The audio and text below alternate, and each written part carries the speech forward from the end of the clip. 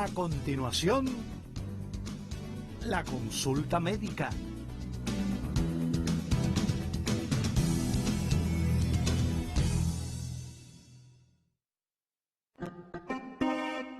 Y ahora, con ustedes, la consulta médica.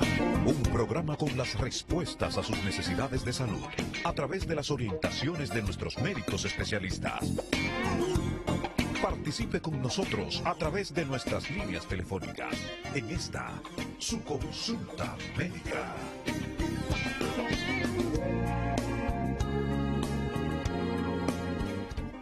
Qué bueno que están con nosotros en otra consulta médica más. Yo soy Patricio Peralta. Para mí un grato, inmenso placer poder compartir en sus hogares este programa y compartir con ustedes todas estas inquietudes que nos hacen llegar a través de nuestras redes sociales, a la consulta médica en todas nuestras redes sociales.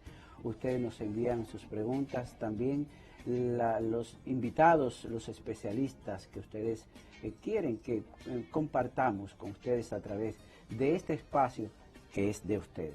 Nosotros, como cada entrega, siempre traemos un tema para compartirlo con ustedes y esperamos también que ustedes se integren en este programa. Y es que definitivamente nosotros estamos en la era digital, ¿verdad?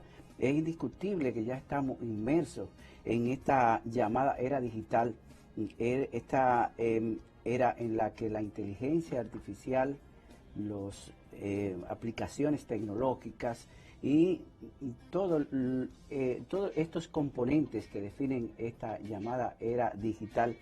Y también en el campo de la salud nosotros podemos hablar de la llamada e-salud, y por qué no podemos también hablar del paciente digital. Bueno, ya hemos visto que existen, ¿verdad?, las píldoras inteligentes, de las que vamos a mostrar algunas durante este programa, también los análisis clínicos remotos, sensores, ¿verdad?, que se ingieren, órganos en 3D, trajes biónicos, todos estos nuevos avances tecnológicos que demarcan también en la salud esta llamada era digital. Y se trata de toda una revolución en el mundo en la salud. De eso vamos a hablar hoy en esta consulta médica, y por eso hemos invitado al señor Vidal. Es experto mundial en tecnología y negocios de la salud, es CEO y socio director de Arion Health USA. Él estará con nosotros a propósito de la celebración del primer Congreso Latinoamericano de Salud Digital, que se efectuará el próximo 15 de noviembre en el país. Quiero darle la bienvenida, señor Vidal, a este programa. Realmente es un gran reto para nosotros poder desarrollar un tema tan amplio, de verdad, y de cómo se está adaptando la tecnología en el tema de la salud. Precisamente, ¿cómo podríamos nosotros definir lo que es salud digital? Bueno, gracias ante todo por la invitación, Patricio. Salud digital no es más que el conjunto de tecnologías aplicadas en el sector sanitario, que está enfocada en prevenir, manejar, gestionar y diagnosticar la salud y el bienestar. Es importante que hablamos de salud digital y no hablamos de medicina digital. Okay. Eso es un tema muy importante, hacer la diferenciación, porque cuando estamos hablando de salud, estamos hablando desde antes de que una persona sea un paciente hasta después de que es un paciente. Y todo el ciclo completo de manejo, no solamente desde el punto de vista del médico, sino de todo lo que tiene que ver con un soporte del paciente y la familia. Y la familia, incluyendo evidentemente los tratamientos, claro, y todo el manejo que tiene que ver con la atención de la salud, correcto, de los centros médicos hacia el paciente, ¿no? Correctamente. Estamos viviendo la nueva era del paciente, como le llamamos. La diferencia entre digital, tecnológico, realmente tiene una estrecha relación, definitivamente, y ese me gustaría de alguna manera dejar establecido, ¿verdad?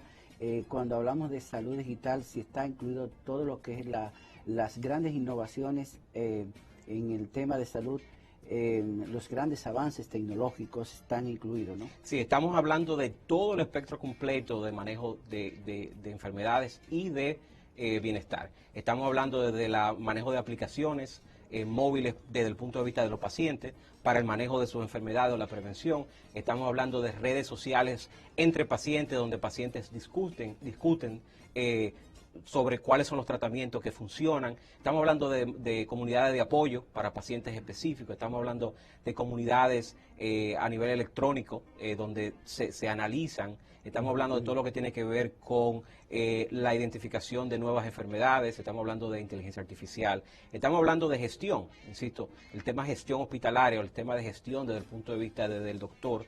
Todo lo que tiene que ver con ese manejo administrativo, de eficiencia, de tener la mayor cantidad, la menor cantidad de fricción entre los procesos internos.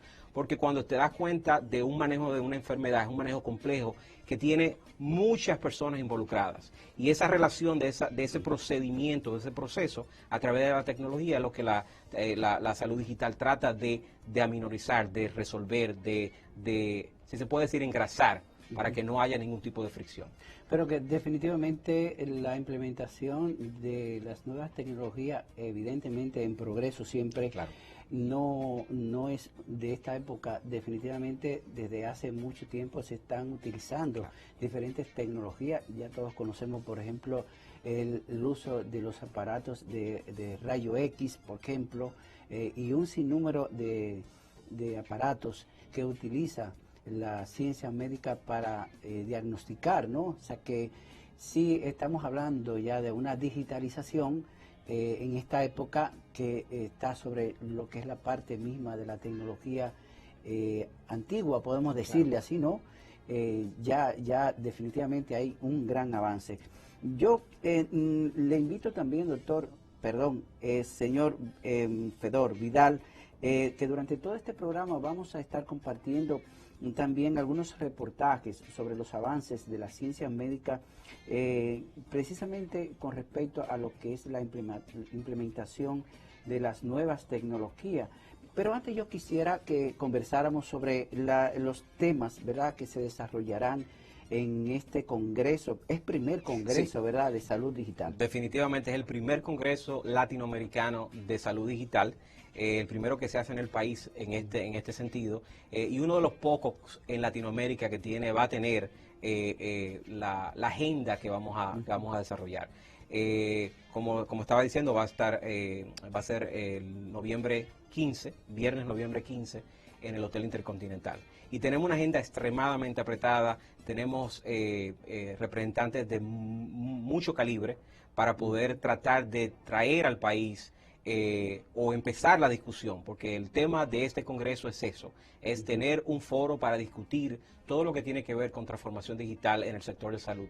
Creo que el país está un poquito en pañales en ese sentido, y la forma o la fuerza en que está cobrando estas nuevas tecnologías, no podemos permitir que el país quede detrás en ese sentido.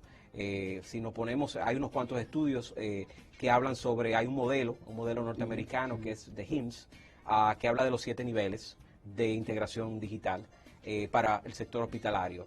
El 0 es básicamente todo en papel, hasta el número 7, que es el que tiene mayor integración posible, donde todo está digitalizado desde el momento del diagnóstico hasta el momento del prediagnóstico. Nuestro país, si lo vemos en ese modelo, estamos de 0 a 1. En un nivel de 7. Si vemos países, por ejemplo, como Colombia, donde estaba hace 2 o 3 semanas en un congreso similar, están en el número 3 o 4. O sea, Latinoamérica como tal todavía está muy, muy, muy rezagada con relación a otros países de Norteamérica o de Europa, donde la transformación digital hospitalaria ya ha dado fruto, porque es importante que este no es un tema de modernidad o es un tema de moda, esto es un tema de necesidad nacional. De poder digitalizar el proceso completo de salud. Así como en otros segmentos, por ejemplo en el sector bancario, nos hemos dado cuenta cómo esa digitalización ha mejorado de forma dramática la forma en que nosotros interactuamos con el banco. Así es, ya prácticamente las filas se han acortado, la gente casi ya no hace filas en los bancos y en muchos servicios también. Yo creo que el país a pesar de que usted dice estamos entre 0 y 1, ¿verdad? En el rango de la implementación de lo digital en sentido general, no solamente en la salud, a través de República Digital, por ejemplo, se ha estado haciendo muchos avances aquí en el país. Ya la gente no tiene que ir a solicitar muchos documentos que antes tenía que hacer largas filas, sino que a través del Internet perfectamente se puede procurar estas documentaciones, precisamente ya no saliéndonos del tema de la salud, que es el que nos atañe en este programa.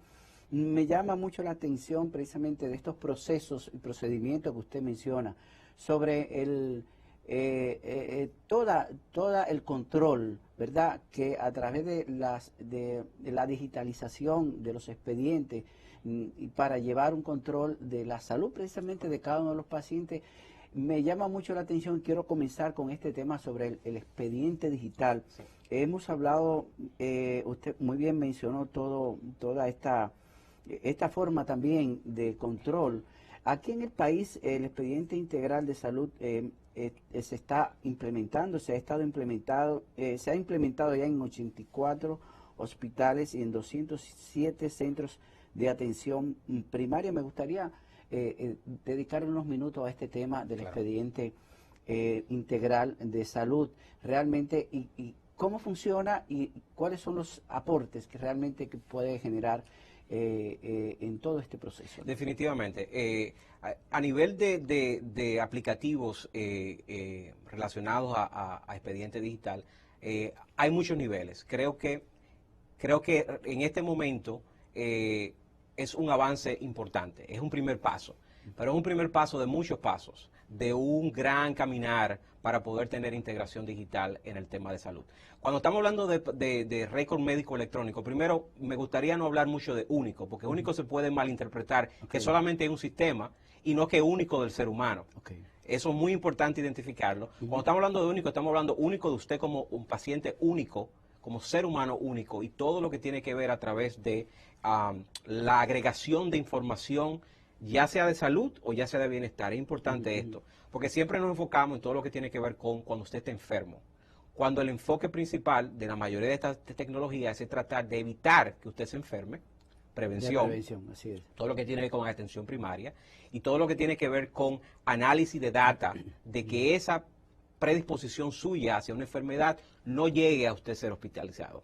Porque al final la idea es prevenir altos costos de medicina. Ese es el punto específico. Entonces, volviendo a la pregunta sobre el expediente digital, yo creo que es un gran avance. Yo creo que deberíamos seguir aplicando diferentes tecnologías para manejar el tema de expediente único. ¿Qué incluye un expediente único digital? Bueno, incluye todo lo que hacía un doctor en esa mascota que siempre nos acordamos. Nos acordamos cuando llegamos al doctor y tenía una mascota, la secretaria, donde estaba toda la cita de ese doctor. Toda esa digitalización de ese proceso está en el expediente único. Están, por ejemplo, los resultados de laboratorio, están las radiografías o los ultrasonidos, cualquier tipo de resonancia que se hiciese. Y todo lo que tiene que ver con el análisis de ese resultado. ¿Para qué? Dos cosas importantes. Número uno, para que esa información esté de forma estructurada y se pueda analizar de forma agregada. Número uno. Número dos, que el proceso de diagnóstico entre el doctor y el paciente sea de forma integral y rápida.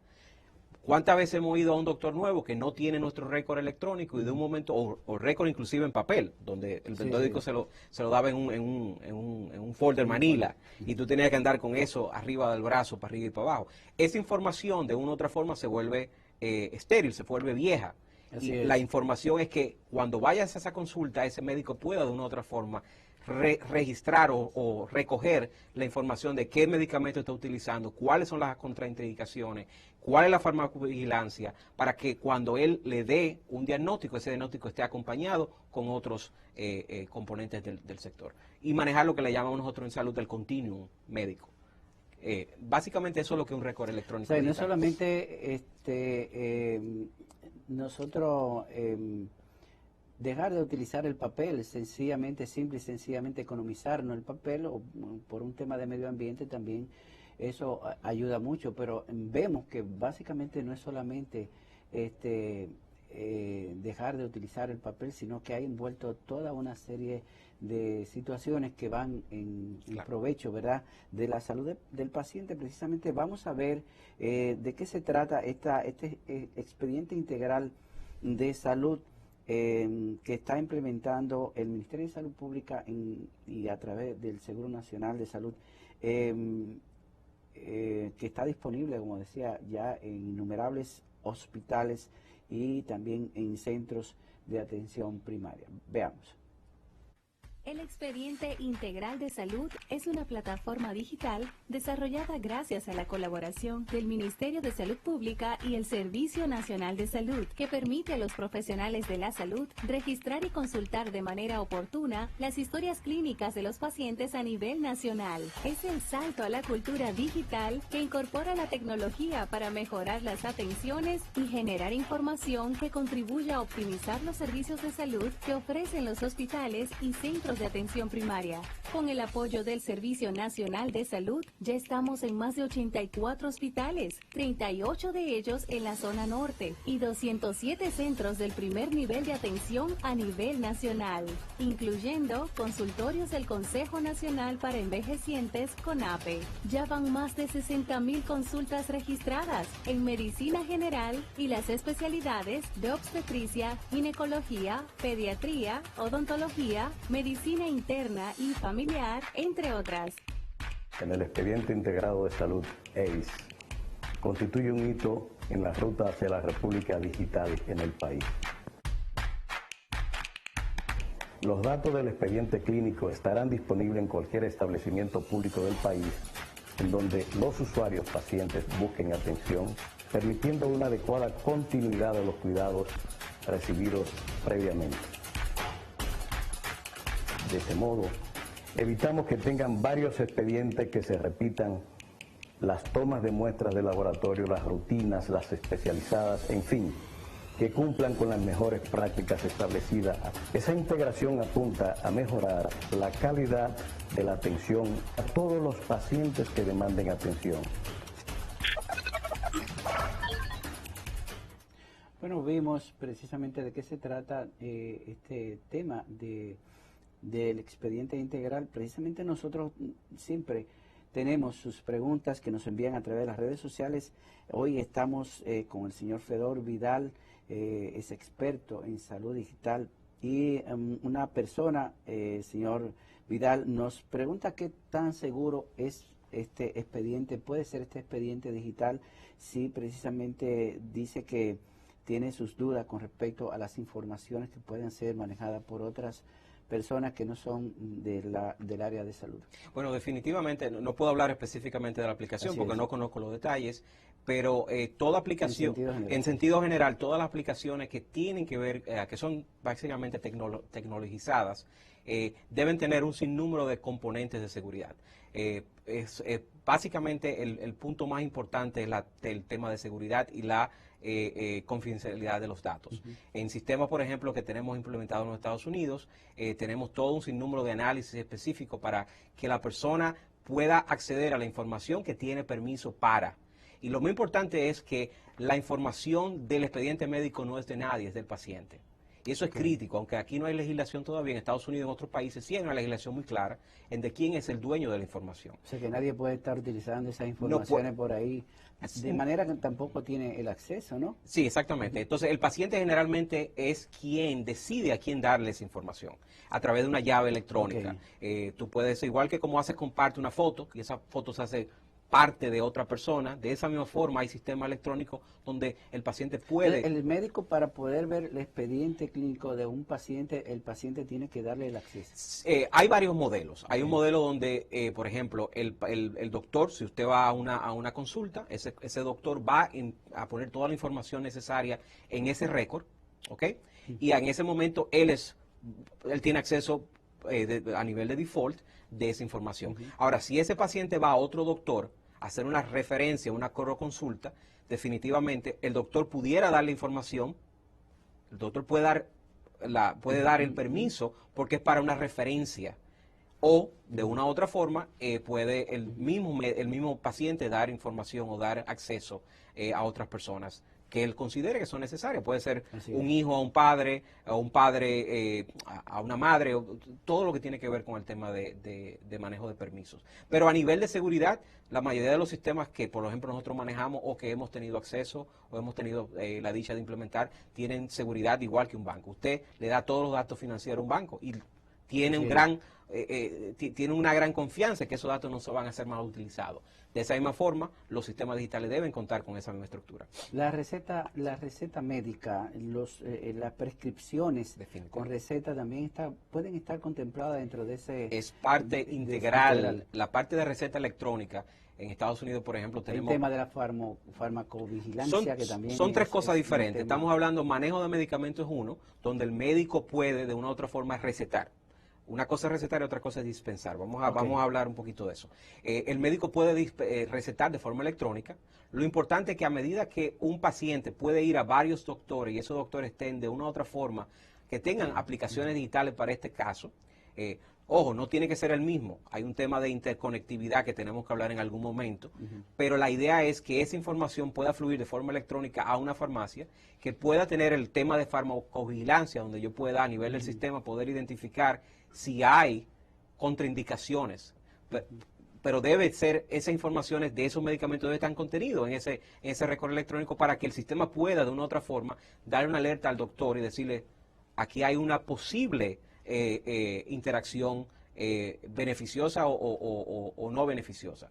Entonces, en ese sentido, todo lo que tiene que ver con receta electrónica, como le estaba diciendo, está la parte de receta, está la parte de farmacovigilancia y luego entonces el envío hacia la farmacia de su preferencia. Usted como paciente tiene todo el control del mundo de decir a qué farmacia quiere ser manejada. Y si integramos eso a la parte de la revisión de los seguros, cuando el seguro puede de una forma electrónica, como pasa en otros países, donde hemos implementado sistemas parecidos, una vez esa receta va hacia cualquier farmacia del sistema que usted como individuo pueda referir, puede ir a la ARS o a quien controla su seguro y poder identificar si está cubierto, si no está cubierto, cuál es su copago y todo eso, inclusive pagarlo de forma electrónica. Y si el medicamento que también le recetaron está dentro del si está dentro del catálogo, si no está dentro del catálogo, si el doctor pudiera de una u otra forma recetar genéricos versus no genéricos para que sí estuviese incluido. Toda esa estructura y todo ese andamiaje electrónico está contemplado en todo lo que tiene la digitalización. Y al final lo más importante es que cuando usted vaya a dispensar, volviendo al tema de la dispensación, esa dispensación no requiera una receta física, porque ya hay una receta electrónica que tiene todos los sistemas de seguridad, firma electrónica, validación de quién usted, la parte de doctor, incluyendo, por ejemplo, en Estados Unidos tenemos control inclusive de fármacos controlados, como los fármacos que tenemos aquí en República Dominicana con la DNCD. Esos fármacos controlados ya están totalmente digitalizados a través de firma electrónica, que saben que el doctor H es quien puede dar la información de este tipo de fármaco y se dispensa de forma transparente en ese sentido. O sea que eso es importantísimo. Hay países que la están implementando y la cantidad de problemas que se están ahorrando son impresionantes. Qué bien. Yo espero que sí podamos nosotros, y estamos a la vuelta de la esquina precisamente porque las tecnologías están ahí, solamente tenemos que utilizarlas. Precisamente hablando de medicamentos, un ejemplo de tantos precisamente que queremos compartir, que hace 2 años la FDA aprobó la autorización de una pastilla, que esta pastilla incluye un sensor que se utiliza precisamente, que tiene el objetivo para que el paciente no olvide la medicación. Vamos a compartir este reporte precisamente para conversar un poco sobre estas tecnologías como una de tantas, ¿no? Que hemos traído algunas muestras adelante. La FDA ha aprobado el uso de la primera pastilla digital. Se trata de un medicamento al que se le ha añadido un sensor digerible con el que se puede detectar cuando se lo toman los pacientes, y que de esta manera los doctores sepan que se están medicando correctamente. Cuando los pacientes no se adhieren al estilo de vida o los medicamentos que se les recetan, realmente hay consecuencias sustanciales que son muy costosas y malas para el paciente. Por lo tanto, con la aprobación de este nuevo medicamento se empezará a probar un nuevo sistema que tiene el potencial para mejorar la salud, haciendo que los pacientes no puedan mentir sobre si se toman o no la medicación. Los sensores del medicamento emitirán la fecha y la hora en las que son ingeridos. Esto se sabrá mediante una aplicación móvil para que tanto el paciente como los usuarios con permiso de acceso puedan mirar el registro de la medicación. Bueno, ya esto es otro de los ejemplos, ¿verdad?, de la aplicación de la tecnología directamente con el medicamento, con un sensor que es hasta ingerible. Claro. Es un sensor que puede detectar, ¿verdad?, si el paciente se toma la medicación, ¿no? Definitivamente es un gran ejemplo, doctor, señor Vidal, ¿verdad? Sí, sí, claro que sí. He tenido la dicha, como estoy parte de muchos advisories en Silicon Valley, de tener acceso a trabajar con proyectos parecidos.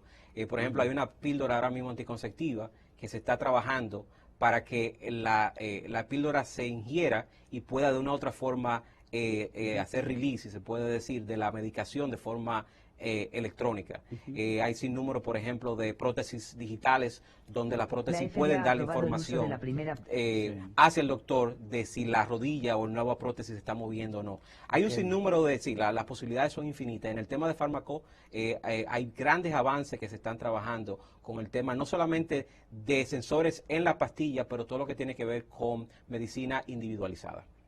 Así es, bueno, vamos a compartir otra experiencia, ¿verdad?, de la utilización de la tecnología, sobre todo esta es la utilización de impresoras 3D, ¿verdad?, para aplicar y reemplazar órganos. Esto ha sido un tema todavía en estudio, evidentemente, y en algunos casos ya se está utilizando. Veamos un reporte en donde parte de la espina de un paciente fue removida y reemplazada con un modelo 3D de titanio. Esto es una operación experimental. Vamos a ver el reporte de Miguel Ángel Rivera de La Voz de América. El paciente en el quirófano del Hospital Príncipe de Gales en Sydney, Australia, sufre una intervención muy delicada y compleja. La cirugía que hacemos hoy, complicada y difícil, envuelve la exposición al tope del cuello, donde el cuello encuentra la cabeza. Esencialmente removemos la cabeza del paciente, de su cuello, removemos el tumor y reconectamos la cabeza de regreso a su cuello. Drag Josefsky está siendo tratado para una forma rara de cáncer que ocurre en el hueso del cráneo y la columna vertebral. La operación de 25 horas de duración remueve el hueso canceroso, siendo reemplazado por una vértebra de titanio, precisamente medida y creada por una impresora 3D. Esta es la parte frontal del cuello donde removemos el tumor y este es el espacio que nos queda para recrear el lugar. Luego de la remoción, es una brecha muy grande, pero preplanificamos la prótesis para que quepa perfectamente como un guante que formará la estabilidad donde el cuello y la cabeza se encuentran y así la cabeza no se caerá. Tania, la hija del paciente, dice que es sobresaliente la mejora día a día de su padre. Cada día está mejor y su habla mejora enormemente, aunque sé que queda mucho por atravesar. Mobbs y su equipo esperan que este éxito alentará otros procedimientos quirúrgicos que utilizan piezas prostéticas 3D en el futuro. Miguel Ángel Rivera, Voz de América.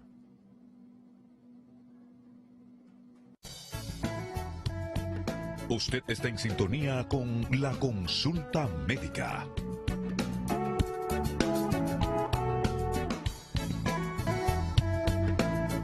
Regresamos a La Consulta Médica.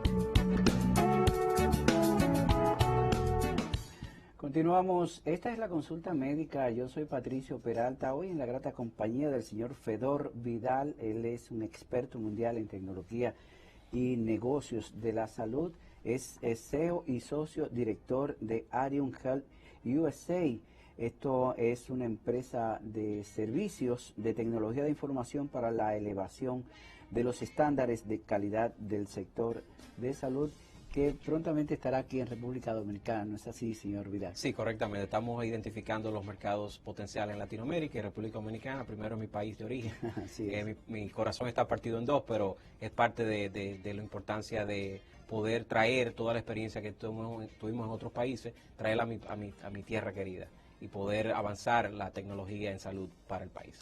Usted habló de experiencia, bueno, fuera de cámara me comentaba brevemente una experiencia, ¿verdad?, que han tenido con respecto precisamente en el reporte anterior sobre la utilización de utensilios elaborados en 3D, ¿no? Sí, correctamente. Tuvimos un proyecto en mi posterior trabajo, tuvimos un proyecto varios proyectos, pero uno de los más importantes fue en India, en una zona bien remota, donde había que hacer una operación de importancia a muchos pacientes, era algo congénito, y entonces se pudo manejar el tema de utensilios médicos a través de impresión digital. Así que he estado muy relacionado con el tema. He tenido, qué sé yo, 20 o 30 experiencias diferentes, no solamente en el tema de creación de utensilios, pero por ejemplo el formato de impresión de pastillas. Eso es un tema que viene, en Estados Unidos se está terminando unos análisis con la FDA, donde usted va a poder imprimir su pastilla y no tener que ir ni siquiera a la farmacia. No quiero decirle eso a los farmacéuticos, pero la idea es esa, la idea es que pueda de una u otra forma imprimir esas pastillas de forma remota. Bueno, y no solamente las pastillas hechas en 3D, ¿no? También ya los recursos que se están utilizando en el tema de medicación, medicamentos de las pastillas, como vimos anteriormente, también me llamó mucho la atención y quiero compartir un video también con el señor Vidal, con ustedes, sobre un nuevo elemento, ¿verdad?, que se ha estado trabajando también ya de manera, se están haciendo pruebas, ¿no?, con la utilización de una pastilla para hacer diagnósticos dentro del intestino. Ustedes saben que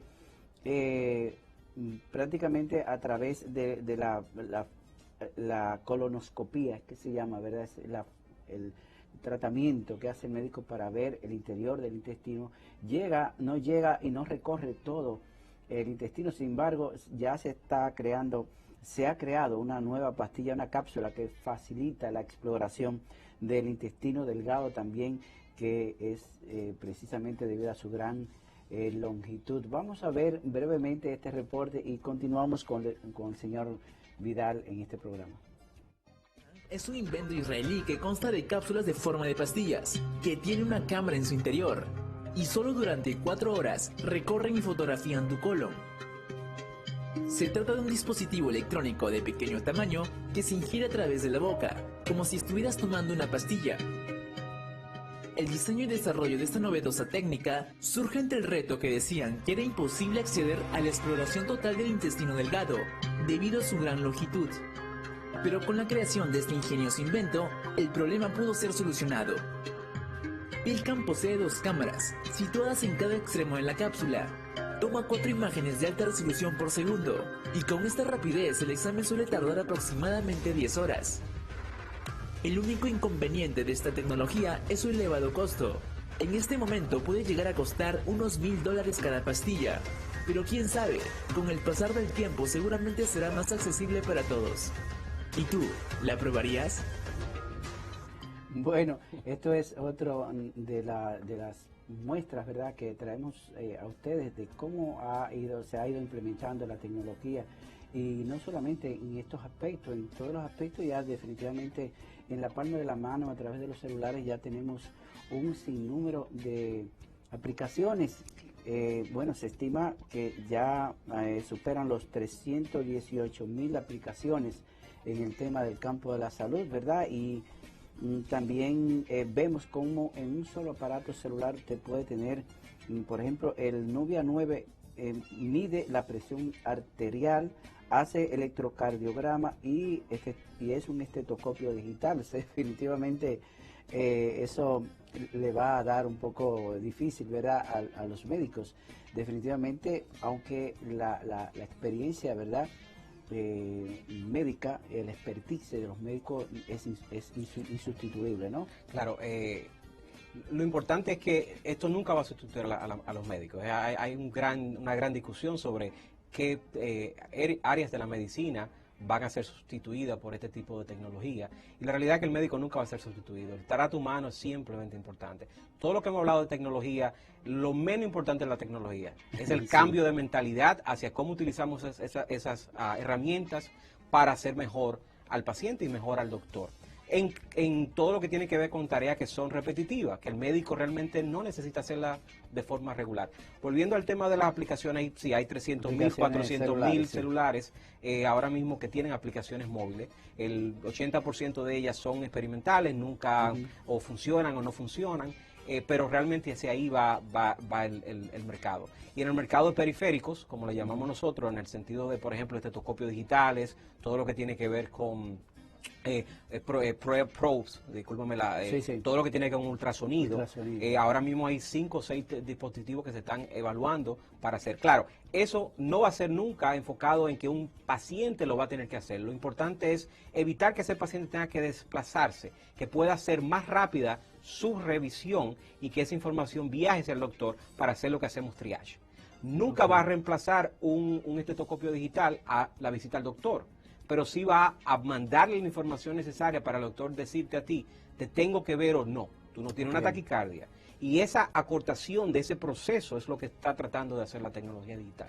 Poder evaluar lo más rápido posible y poder manejar solamente los pacientes que realmente sea necesario ver.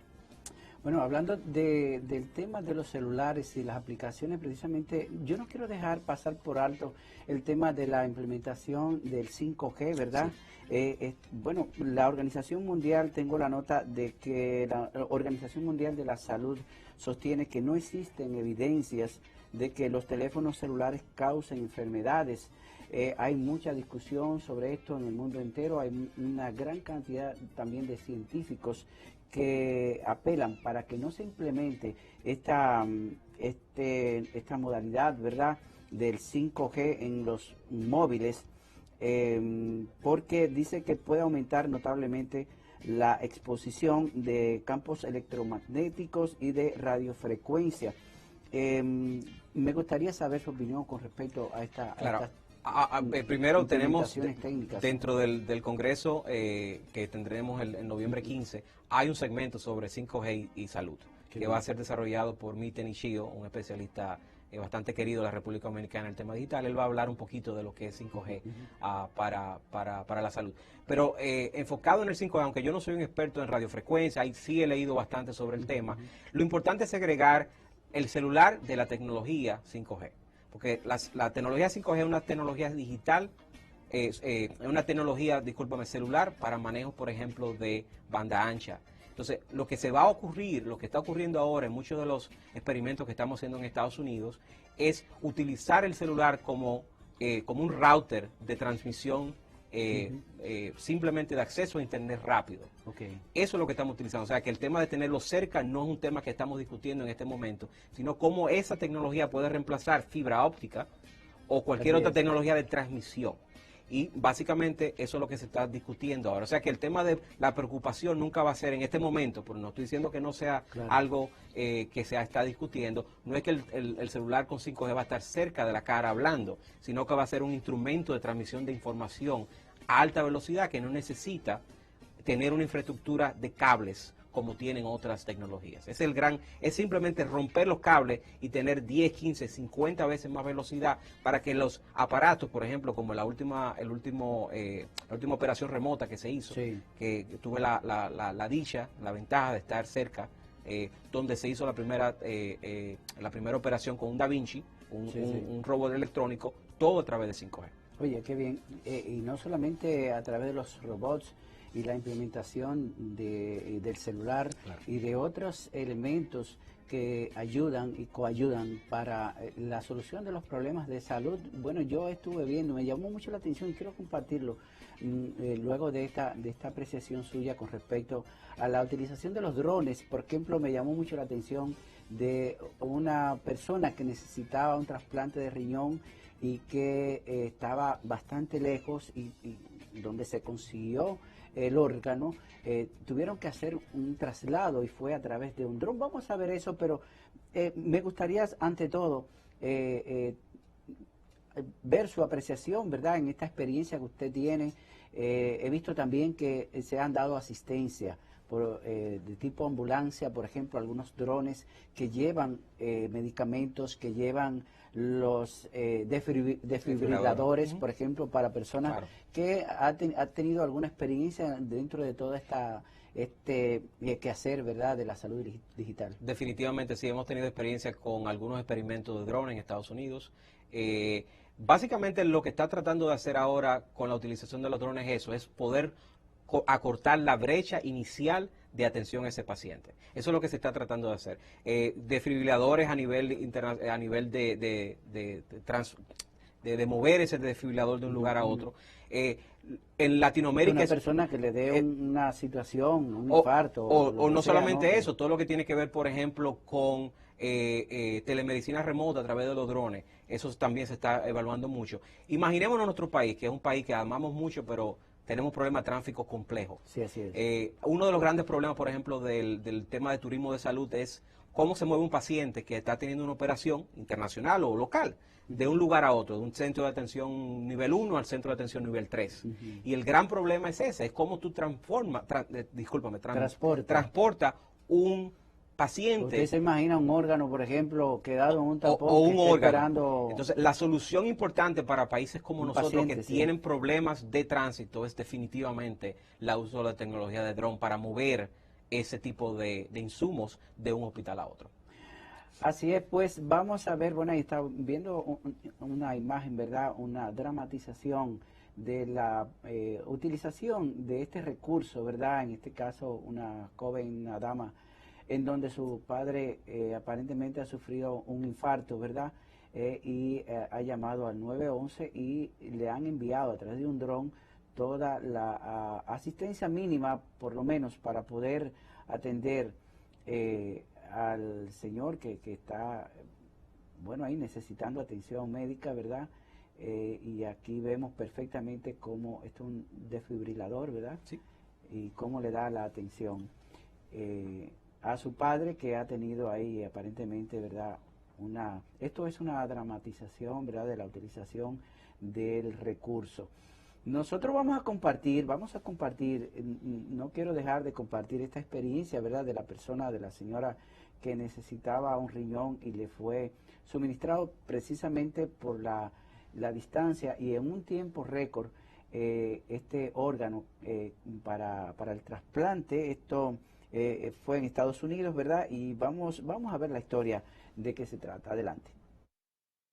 Se llama Trina, tiene 44 años y lleva 8 sometida a diálisis por una insuficiencia renal. Ahora la ayuda le llega del cielo.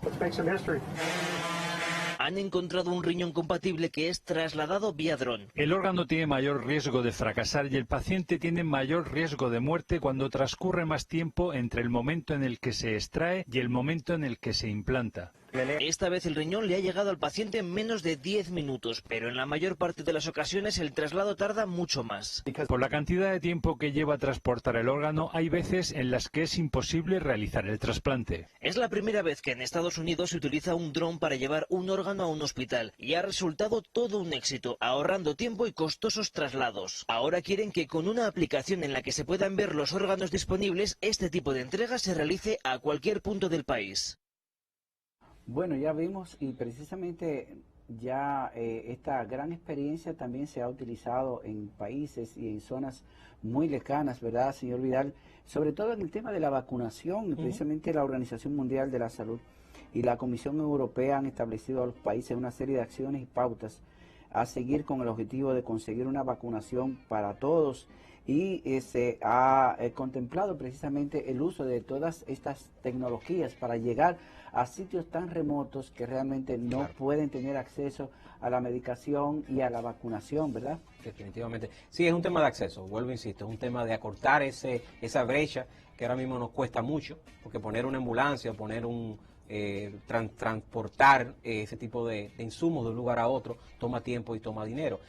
El costo de los drones están bajando de forma significativa. Sí. Hace quizás 12, 15 años un dron era imposible. Ahora hay drones importantes que están enfocados en el sector de salud que cuestan, qué sé yo, 8 o 9 mil dólares. Siguen siendo altos, pero cuando tú comparas eso con tener helipuertos o tener helicópteros o tener un sinnúmero de estructuras de ambulancia, y como insisto anteriormente, nuestros países son perfectos para este tipo de experimentos, porque nuestro tránsito es caótico. Y al tener el problema del tránsito, eso resuelve muchos problemas de acortar esa primera brecha inicial. Me gustaría escuchar su opinión también con respecto a la utilización de la realidad virtual en todo este esquema, ¿verdad?, de salud digital. Bueno, el tema de realidad virtual se está ahora mismo enfocando. Al principio hubieron diferentes opciones Pero en este momento creo que uno de los dos puntos principales donde se está utilizando mucho la realidad virtual tiene que ver con la educación o el entrenamiento de doctores. De hecho, estuve conversando el otro día con el señor Leandro de UNIBE, que es el director de investigación, y ellos están tratando de trabajar un tema interesantísimo sobre realidad virtual en el país. Y la idea es eso, es poder entrenar a los doctores de forma virtual, donde a través de la realidad virtual ellos pueden tener exactamente la misma destreza de cómo hacer operaciones, de cómo hacer evaluaciones. Eso número uno. Y número dos, ver cómo funcionan los órganos desde un punto de vista diferente. No solamente desde el punto de vista cadavérico, insisto, no soy doctor, pero tengo 25 años trabajando con tantos doctores en el mundo. No desde el punto de vista cadavérico, pero desde el punto de vista de ver los órganos desde otro punto. Y básicamente la realidad virtual se está enfocando en eso en este momento. Bueno, vamos a ver otro reporte precisamente de que está hablando el señor Vidal sobre la aplicación de esta tecnología de la realidad virtual. ¿Qué usted diría si su médico le puede dar una idea bien certera sobre su procedimiento, por ejemplo, de una operación de la cabeza? Vamos a ver este reporte y luego vamos a la pausa y seguimos en esta consulta médica. Felicia Luna se enorgullece de tener una casa impecable, incluso el día antes de someterse a cirugía cerebral. Está en paz con la operación porque ha estado dentro de su propio cerebro a través de la realidad virtual. Esto me da una imagen clara de cómo es exactamente y su tamaño. Luna traza el camino que tomará su neurocirujano para cortar su aneurisma y detener su crecimiento. También lo hace el médico. En la víspera de la operación, el doctor Gary Steinberg revisa el caso de Luna para entrenar a futuros cirujanos. Los estudiantes de medicina de Stanford aparecen como avatares dentro de su cráneo. Steinberg los guía a través del cerebro de Luna, explicando su estrategia. También es un ensayo para él, mientras viaja a 360 grados a través del cerebro. Podemos ver la parte posterior del aneurisma. El lado, podemos ver su relación con el vaso principal. Esto es algo que nunca antes podríamos hacer. Al día siguiente, los monitores en la sala de operaciones muestran las mismas imágenes 3D para la cirugía cerebral real de Luna. El tinte de contraste hace que los vasos aparezcan en tomografías computarizadas y angiogramas que luego se reconstruyen en el programa de realidad virtual. El Dr. Steinberg realiza 1 o 2 de estas cirugías de realidad virtual todas las semanas, pero él prevé un futuro en el que ni siquiera esté en la sala de operaciones. El Dr. Steinberg hace una confirmación final de realidad virtual. Minutos después, comienza la operación real. La cirugía de Luna es exitosa. Después de todo, el Dr. Steinberg lo ha logrado muchas veces antes, virtualmente. Miguel Ángel Rivera, Voz de América. Usted está en sintonía con la consulta médica.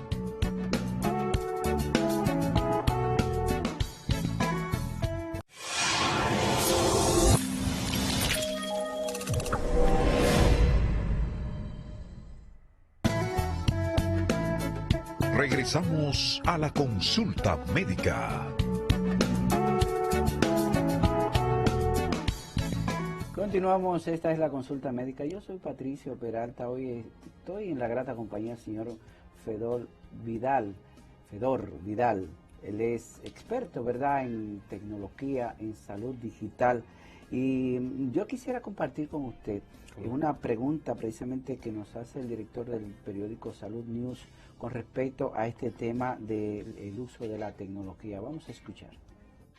¿Cómo puede la tecnología ayudar a la salud en un país en desarrollo como República Dominicana? Bueno, ahí está su pregunta. Excelente pregunta. Yo creo que todo lo que tiene que ver con salud digital ayudaría en varios sentidos. Número uno, la eficientización de los procesos administrativos de casi todo, que gastamos una cantidad impresionante de dinero en procesos administrativos repetitivos. La parte de acortar costos, como bien dijo el ministro, esa repetición de tomas de laboratorios simplemente porque no se tiene la información acortaría. Todo lo que tiene que ver con información de digitalización para el tema de poblaciones de alto consumo es crítico, porque sin data no se puede manejar una población, por ejemplo, diabética. Yo creo ahí que eso entra la parte de Big Data, ¿verdad? Todo lo que tiene que ver con manejo de data, pero lo más importante es que pensamos que porque somos un país subdesarrollado no tenemos procesos digitales a nivel de todo el mundo. La mayoría de los usuarios, no importa el estrato social que estamos hablando, utilizan un teléfono celular. Así es. De hecho, el otro día estaba viendo bien rápidamente la noticia sobre alguien esperando en una la maternidad, Nuestra Señora de Altagracia, una persona de muy bajos recursos, esperando esa consulta con su hija con un celular, lo más seguro, informando o viendo a nivel de social media. O sea que definitivamente yo creo que esos son los puntos más importantes. Bueno, ya brevemente me gustaría saber cuál es la agenda, ¿verdad?, los contenidos de este Congreso Latinoamericano de Salud Digital. Noviembre 15, viernes noviembre 15, de 8 de la mañana a 5 de la tarde, Hotel Intercontinental.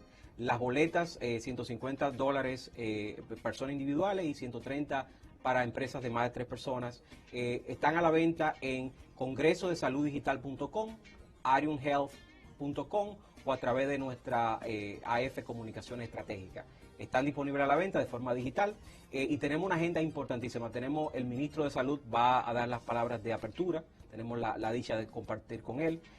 Tenemos un panelista internacional, Julio Zelaya, que va a hablar sobre el tema, por ejemplo, de transformación de la mentalidad del consumidor. Estamos, por ejemplo, hablando sobre transformación hospitalaria, donde el doctor Cambiaso va a ser nuestro moderador, donde tenemos personas del HOMS, tenemos personas, por ejemplo, del grupo Rescue.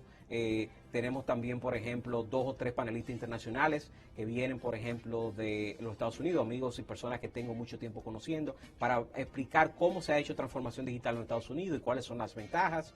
Todas estas informaciones evidentemente están en la página. Está en la página, congresodesaluddigital.com. Es la página de nuestro congreso y ahí está toda la información sobre la agenda. También a través de la agencia AF Comunicaciones, ¿verdad? Pueden ustedes, que es la empresa que está manejando prácticamente todo este evento. Bueno, gracias. Hoy con la participación del señor Fedor Vidal, experto mundial en tecnología y negocio de salud, el CEO y socio director de Arion Health USA. Gracias también a todos ustedes por esta sintonía. Les dejamos precisamente con parte también de las aplicaciones que son ya conocidas por todos nosotros en la implementación de las tecnologías de estas nuevas tendencias en materia de salud. And off they go. Oscar Pistorius, el atleta paralímpico más famoso del planeta, no pudo materializar una nueva hazaña. En una emocionante carrera, el sudafricano no pudo alcanzar el oro en los 200 metros en la categoría T44, en el marco de los Juegos Paralímpicos de Londres 2012. Is he gonna, he's been caught, is he? Oscar Pistorius just tied up. Oh my